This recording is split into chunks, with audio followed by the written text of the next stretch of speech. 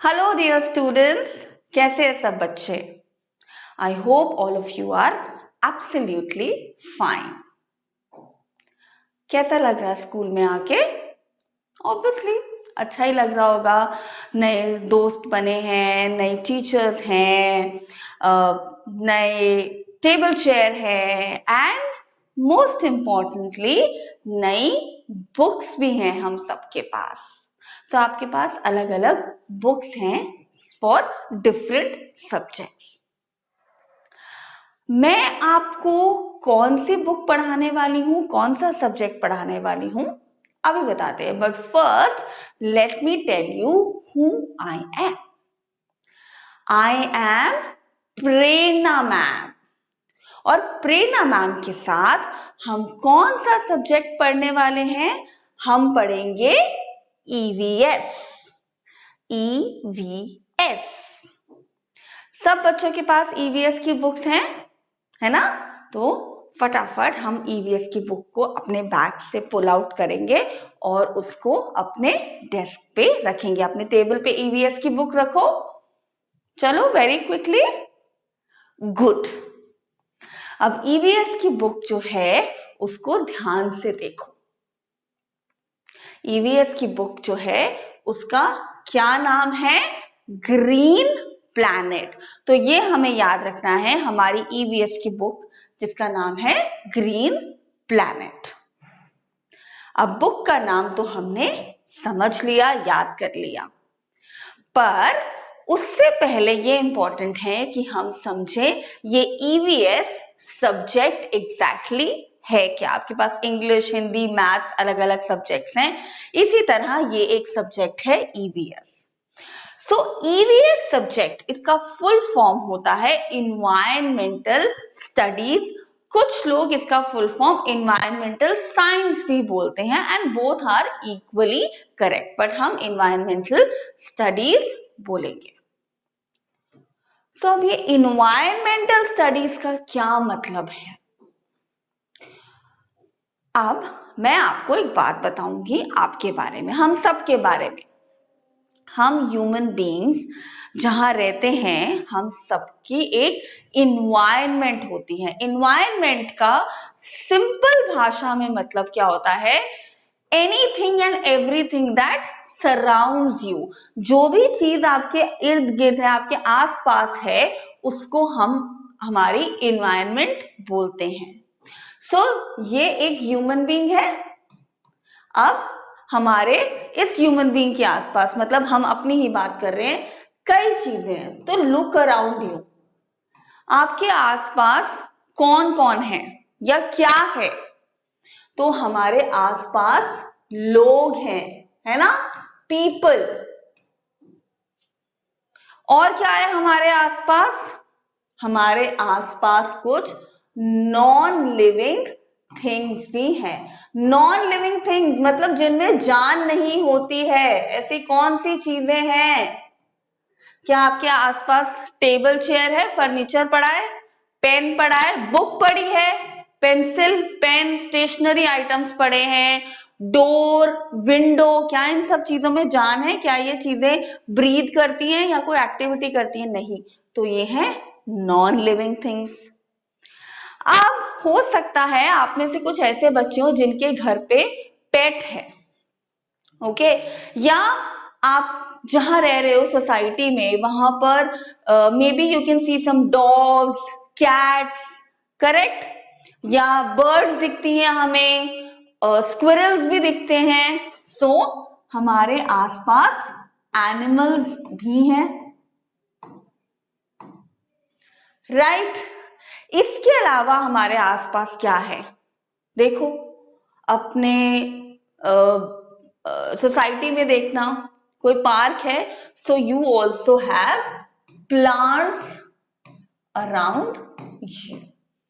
So in a nutshell, ये चार चीजें जो हैं, ये हम any human being is surrounded by these four major things.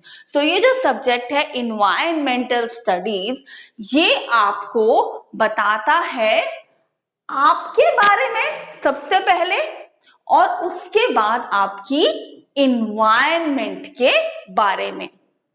अब आप बोलोगे मैम अभी तो आप बोल रहे थे कि इन्वायरमेंट का मतलब है something that is around us और anything that is around us, तो हम इसमें हमारे बारे में बात कहाँ हो रही है या क्यों हो रही है? इस सब इन्वायरमेंट को समझने के लिए सबसे पहले जरूरी है कि आपको अपने बारे में नॉलेज हो। अगर मुझे अपनी ही प्रोबेबली पर्सनालिटी के बारे में या अपनी बॉडी के बारे में नहीं पता, तो क्या मैं बाकी लोगों को समझ सकती हूँ? नहीं समझ सकती।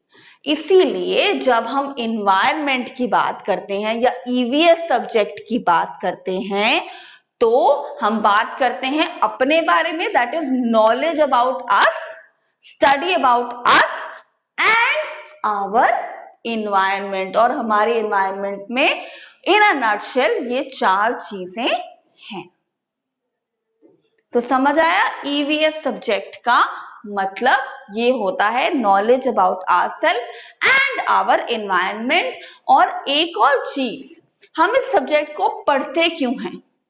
ऑफ कोर्स क्योंकि ये हमारे को हमारे बारे में नॉलेज देता है और एनवायरनमेंट के बारे में। बट क्यों जरूरी है हमारे बारे में नॉलेज होना? मुझे क्यों पता होना चाहिए अपने बारे में, या मुझे एनवायरनमेंट के बारे में क्यों पता होना चाहिए? So that we can live peacefully. मान लो आपको यही नहीं पता कि आपको जो आपके आसपास के लोग हैं उनके साथ कैसा रिश्ता रखना है, तो क्या वो पीसफुल होगा? नहीं। आपको यही नहीं पता कि आपके पास जो पेड़ पौधे हैं वो आपके लिए कैसे यूजफुल है या आपको उनका ध्यान रखना क्यों जरूरी है, तो क्या होगा?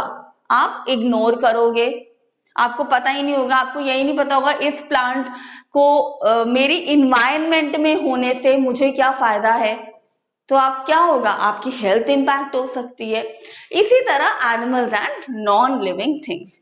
सो ईवीएस सब्जेक्ट का पर्पस है कि हमें अपने बारे में और एनवायरनमेंट के बारे में पता हो, so that we can share peaceful relationship with our environment. क्योंकि हम, ध्यान से सुनना है स्टेटमेंट को, हम हमारी एनवायरनमेंट पे निर्भर हैं और हमारी एनवायरनमेंट भी हम पे निर्भर है। मुझे अपने आसपास के लोगों का ध्यान रखना है और वो जो लोग हैं वो भी मेरा ध्यान रखते हैं।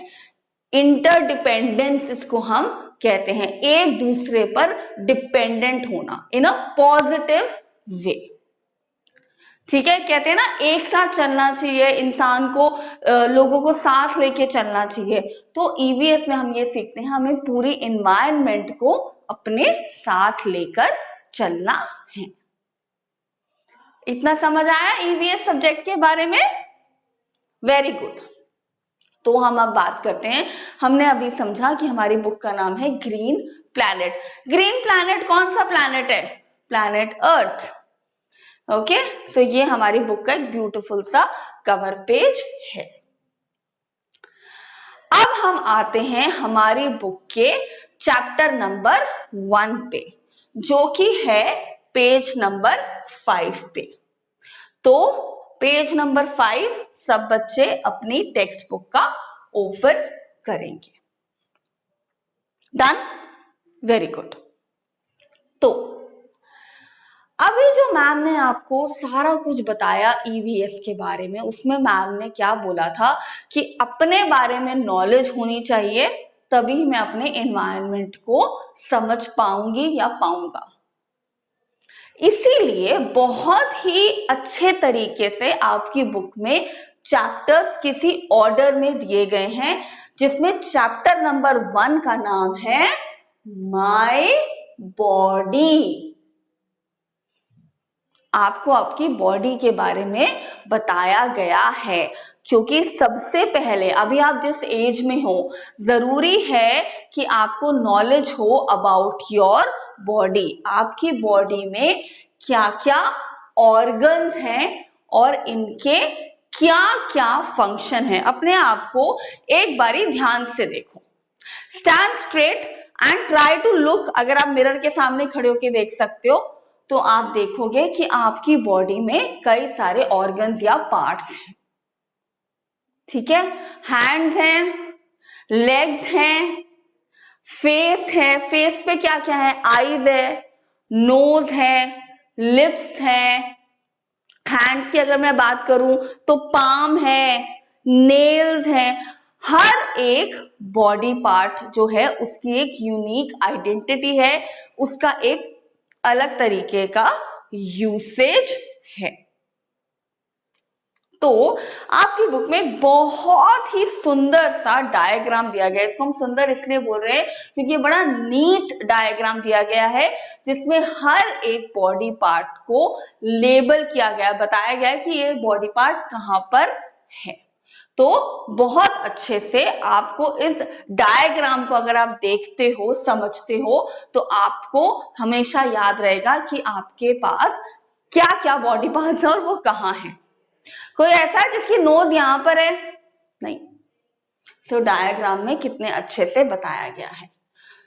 सो देखो यहां पर क्या लिखा है, human body has many organs which do many functions.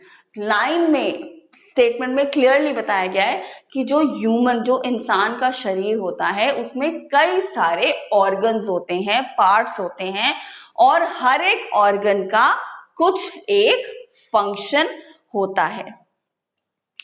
कहते हैं कि जो ह्यूमन बीइंग है वो गॉड की बेस्ट क्रिएशन है, सबसे अच्छी रचना जो भगवान ने की है वो क्या है, इंसान। तो जब भगवान ने इंसान को बनाया है तो उसको कुछ बॉडी पार्ट्स दिए गए हैं जिसको इंसान को राइटफुली यूज करना चाहिए। और जब मैं बोल रही हूँ राइटफुली, सही तरीके से उस बॉडी पार्ट का यूज करना चाहिए, उसका मैं अभी आपको एग्जांपल दूंगी। पहले इस डायग्राम को समझते हैं। सो इस डायग्राम में आप देख रहे हो एक बच्चा है, ठीक है। स्टार्टिंग फ्रॉम टॉप, सबसे ऊपर क्या है, हेड, है ना। देन हेड पे क्या है, हेयर, ये सर है, इसके ऊपर हेयर है, all of you can see. Then अब हम आते हैं फेस पे, ये फेस है पूरा बॉडी पार्ट। फेस पे क्या है, आईज, कितनी आईज है, 2 eyes.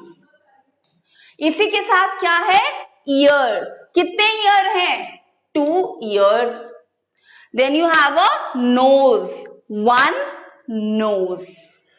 Then you have teeth, क्या है, दांत है ना। Then उसके बाद क्या है, chin. So हमारे फेस पे क्या क्या बॉडी पार्ट्स हैं, आईज हैं, ईयर्स हैं, nose, lips, teeth and chin, and of course mouth. So mouth में हम लिप्स की बात करते हैं, टीथ की बात करते हैं, टंग की बात करते हैं। अब थोड़ा और नीचे आते हैं, शोल्डर्स, जिनको हम कहते हैं हमारे कंधे, शोल्डर्स। एंड शोल्डर से पहले of course neck, we have a long neck, not as long as a giraffe of course. Then you have your arms. अब कई बच्चे क्या बोलते हैं, ये हैंड्स हैं।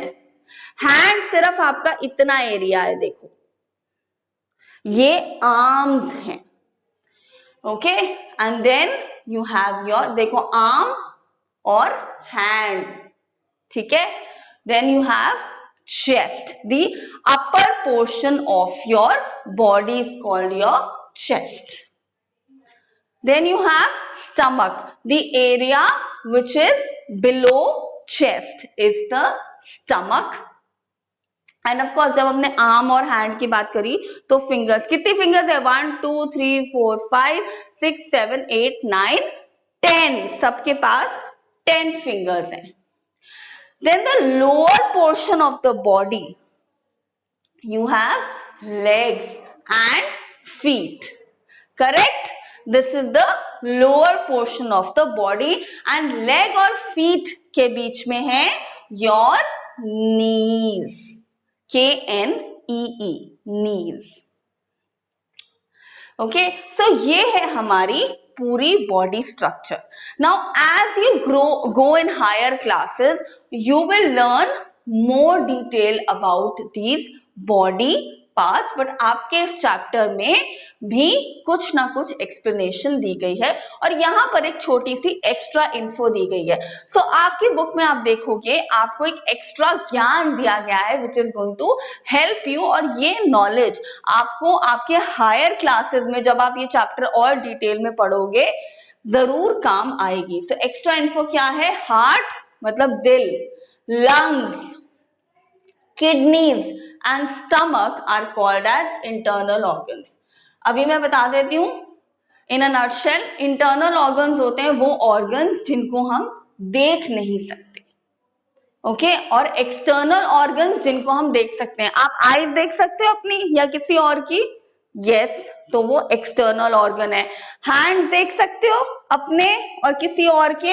एक्सटर्नल ऑर्गन्स है. सो वो ऑर्गन बॉडी का वो ऑर्गन या वो पार्ट जिसको आप देख सकते हो एक्सटर्नल, एक्सटर्नल मतलब बाहर, बॉडी के बाहर है, और इंटरनल अंदर, ऐसा बॉडी पार्ट या बॉडी ऑर्गन जिसको हम देख नहीं सकते. सो अब ये इतना सुंदर सा डायग्राम दिया गया है एंड नेक्स्ट पेज पे turn to the next page, page number 6 पे आप देखोगे कि बॉडी पार्ट्स, हैंड्स और लेग्स का एक्सप्लेनेशन दिया गया है. हैंड किस किस मेन काम क्या है? राइटिंग. जब मैम कोई क्लास का क्या होमवर्क कराती है, लिखते हो ना उसको, हैंड यूज करते हो, हैंड में फिंगर्स को यूज करते हो to write something. Combing, school के लिए जब रेडी होते हो तो कोम करते हो अपनी hair neatly and then eating food. Legs, cycling, running, jumping. इसके बाद आपकी बुक में एक्सरसाइज दी गई है. और coming back to page number 5, page number 5 पे वापस आओ. सो आप देखोगे जैसे ईयर्स हैं body part for listening, eyes for seeing. जब हम ये क्लास कर रहे हैं कंडक्ट, तो आप मुझे कैसे देख पा रहे हो? Through your eyes. सुन कैसे पा रहे हो? Using your ears. जब आप क्लास में बैठे हो तो हम सब ब्रीथ कर रहे हैं, मैं भी ब्रीथ कर रही हूँ, आप भी ब्रीथ कर रहे हो, यूजिंग आवर नोज. और and how am I able to talk, to speak?